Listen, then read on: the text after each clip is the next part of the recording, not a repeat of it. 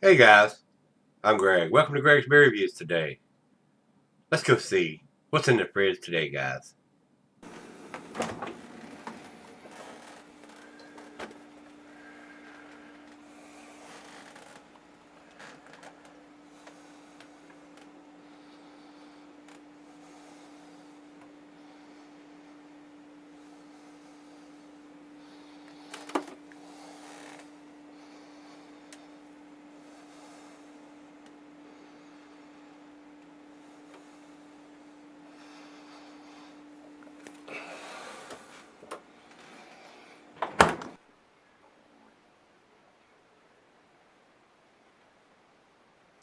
Hello everybody, thanks for stopping by Gregsbeerreviews today. Hopefully this is going to be a treat.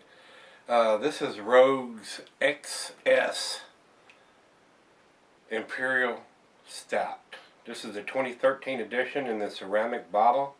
The bottle says 10% alcohol by volume. And it says 750 milliliters. I don't know if it looks quite that big, but it is a pretty big bottle. And Parrish sent me this and the little gift pack. It had the glass and this big bottle in there. And I've been saving it for a while. Figured a nice cool or almost cold night that it is be a perfect time to get it out and get the glass out that came in the little gift box that he sent and put them both together and see how it is. Guys, the reason I haven't used this glass is very thin walled. I mean, it is almost so fragile it'll break looking at it.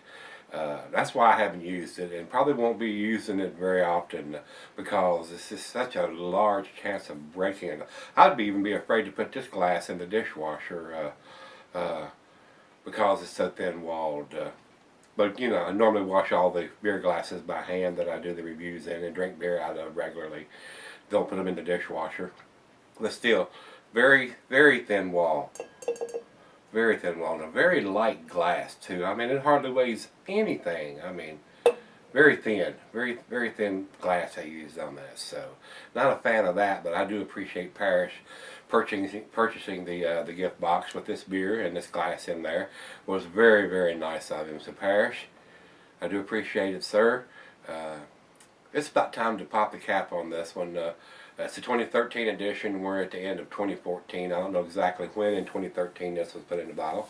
I would expect it was probably about this time, or maybe just a little earlier, to come out for this time this time of year. And according to what I've read and seen on this beer, it's better after it's aged a year. So we're at a year on this one. So let's pop the cap on this. Very nice bottle with the resealable top. I don't think we're going to be resealing this one tonight. But if you wanted to do a home brew or something in it, you know, similar to a Grosche bottle with that resealable cap on it. So, very nice bottle. And you're paying a little bit for that bottle, I'm sure. I don't know what Parrish paid for the gift set, but I've heard people pay anywhere from $12 to $18 for this bottle. So, kind of on the pricey side. So let's get on with this one. Food pairings for this one. Since it's a stout, it says chocolate, dessert, digestive, glass-barred, pint, becker, nonic, tumbler, or snifter. We're going to use the Rogue glass that came with the beer for this one. And can be sold up for long periods of time. And we've got conflicting information. The bottle says 10%. Rate Beer says it's at 11.6%. And Beer Advocate says it's 11%. And the bottle says it's 10%. So we got three different variations of what this beer is. Now, whether they're doing different recipes or different ABVs for different years, I'm not sure of, guys. So, the commercial description on this, kind of long and drawn out. So let me go through it fairly quickly. Deserving the title Emperor of Ales, unlike the Bourgognous King of Beers, Imperial is the strongest and fullest of all stouts. Imperials originally were brewed with large quantities of hops and high alcohol content to withstand the long, unrefrigerated journeys. Rogue Imperial Stout, considered to be the high end of stouts, is made of two-row Great Western Harrington and Clegg's Hugh Baird XLT-80 Black Munich and chocolate malts, Willamette hops, Cascade, Chinook hops, rolled oats, and two secret ingredients. It's unfiltered and unfined. Imperial Stout is best when aged for 1 year. Imperial Stout is about in a new 12-ounce bottle, replacing the older 7-ounce XS line package and on draft. It says here that IBUs are 87.5, but they're saying it's 11.6, so I'm not sure that would correlate with a 10%er that's in this bottle, guys. Alright, that's all we need to talk about, I believe, so let's see if we can get this uncapped and get it into the nice decorative rogue glass here. Nice little hiss. It's a nice bottle, but you're going to pay a little bit. Boy, this glass is just so light. I've had red Solo cups that weigh more than this thing does. Let's pour it down the center. Got a feeling it's going to produce a big bubbly head if I do that, the way the glass is shaped.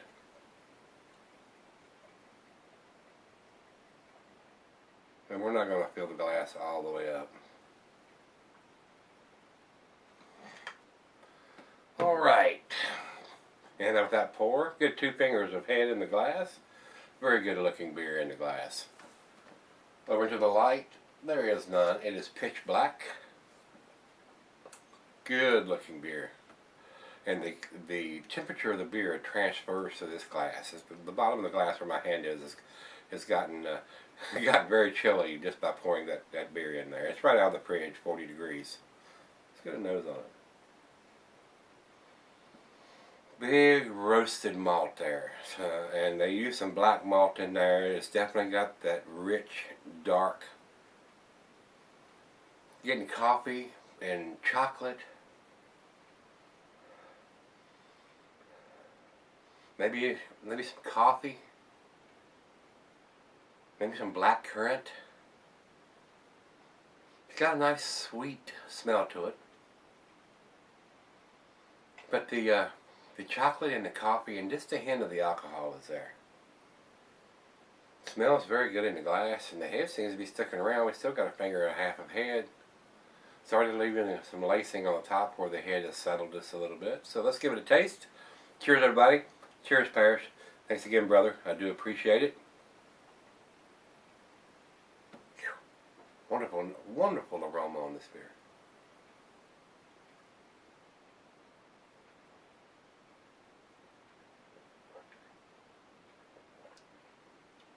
Wow. Very tasty. The rich roasted malt. Bittersweet chocolate. It's not a sweet chocolate like a milk chocolate. It's definitely a bittersweet chocolate.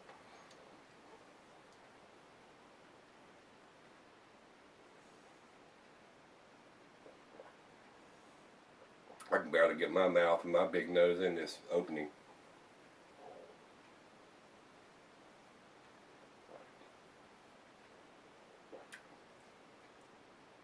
I'm getting a slight hints of tobacco and some dark fruit.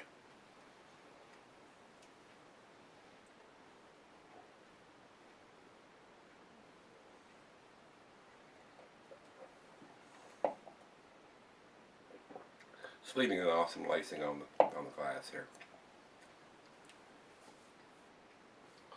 I'm afraid if you tip this glass over or dropped it, it's definitely going to break wide open. It's like an eggshell. It's so thin. That's the only drawback. That's why y'all haven't seen this glass yet. I decided to bring it out when I brought this bottle out just to do this beer in this glass. But the walls are just so thin. I think Rogue could do a better job. Whoever they're getting their glassware from. I'm getting a glass with a little thicker wall in it than this one is. It's almost like, I want to say like crystal, because crystal's even thicker than this. Very thin walled glass, so you have to be extremely careful with the glass with the walls this thin. Like I said, if it bumped into anything, it's going to shatter or crack, I'm sure. So this right out of the fridge at 40 degrees. Let's let it warm up and pour the other half, a nice glass of this, and we'll come back and do the final chug on it. But it seems like a pretty damn tasty beer. Seems like an A beer, so let's let it warm up and see how everything comes together, and we'll come back and do the final chug and grade on it. Alright guys, I'm back. Been sipping on this for probably about 45 minutes now. It's up to room temperature. Very, very nice beer. Definitely got a big bitterness on the back end. With the bitterness of the hops and the bittersweet chocolate, it's just a tad, not much, but just a tad on the bitter side. To me, they could have used a little lactose to give it just a little more sweetness to match up with the bitterness of the bittersweet chocolate taste and the bittering hops that they've used on this one. It's still a very delicious beer, but in this bottle, it's going to be a pricey beer. If you could pick this up in either the Bomber, or they say they're doing it in a 12 ounce, I've not seen it in the 12 ounce. It would be probably a nice beer to pick up if it's not too pricey. Like I said, with Parrish sending me this bottle and this glass and the little gift box, I wouldn't hesitate to say that that was a $20 to $30 package that he spent to send that to me, plus the shipping to get it out here from California to Virginia. So, Parrish, thanks again, brother. You're top notch in my book. And like I said, with this resealable bottle, it's a nice bottle for home brewers to put their home brew back into. It's not a throwaway. This will be rinsed out and put downstairs. I don't bottle a lot of stuff now. Occasionally I'll bottle a little bit of it, but most of it goes into kegs now. But anyway, and this is a barrel-aged beer. It says right here, I'm pretty sure it's a barrel-aged beer. I thought it was written on here, Brewed and Bone, a Rogue Russian Imperial Stout. Maybe it's not. I thought I seen it was a barrel-aged beer, but I don't see it written on the bottle. I may have read it somewhere that it may have been. But anyway, back to what I was saying. Very nice beer. Just a tad on the bitter on the back end now that it's warmed up. Nice coffee, roasted malt, hint of some dark fruit, a little bit of tobacco. It went very well with the cigar that I smoked on just a little bit while it was warming up. So let's do the final chug on this one, and I'll give you the grade.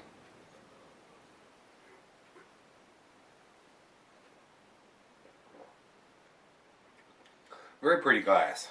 Just a little on the thin side on the walls. I'm just afraid it's an easy breaker, if you know what I mean. So,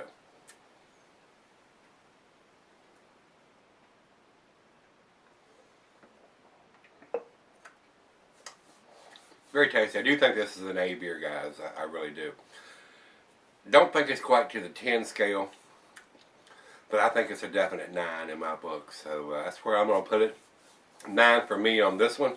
This is Rogue's XS Imperial Stout. 10% is what it's got on this bottle, and there's varying ABVs either from Rate Beer or Beer Advocate on this. So evidently the ABV is changing from year to year for them to have 3 different ABVs listed for this beer. So let's go see what everybody else thinks. We'll go over to Beer Advocate first. Beer Advocate says 91 in their outstanding range. Would not argue with that. It is an outstanding beer. It's a very nice Imperial Stout. Definitely worth picking up if you can pick it up in a 12-ounce bottle or even a 22-ounce bomber. It may not be quite so pricey as it is in this ceramic canister they've got this particular one in. So, over to Rate Beer. Rate Beer says overall 100 and 94 in the style.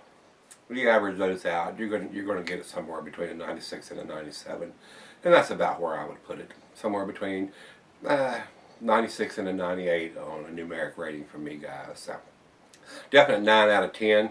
It's got the year on the bottle, so with it being that big of an ABV beer, it's going to keep for a while. So if you want to pick up a couple of those bottles and drink one now and sell her, or even put it away. Like I said here, it's better after it's cellared for a year. Pick up a couple and sell one for a year, and then sell another one for 5 years. And if you can afford to pick up 3 of them, taste it after 10 years even. So see how it changes and matures and the flavors come together. So with that being said, if you've had this one from Rogue, let me know what you think, guys. And the old fridge is getting pretty thin in there. I'm going to have to go do a craft beer run over the weekend and pick up some stuff. I've got some stuff downstairs I might bring up, but I don't like it when the upstairs fridge gets that thin. So come on back tomorrow. We'll look and see what we can dig up for you. See you then.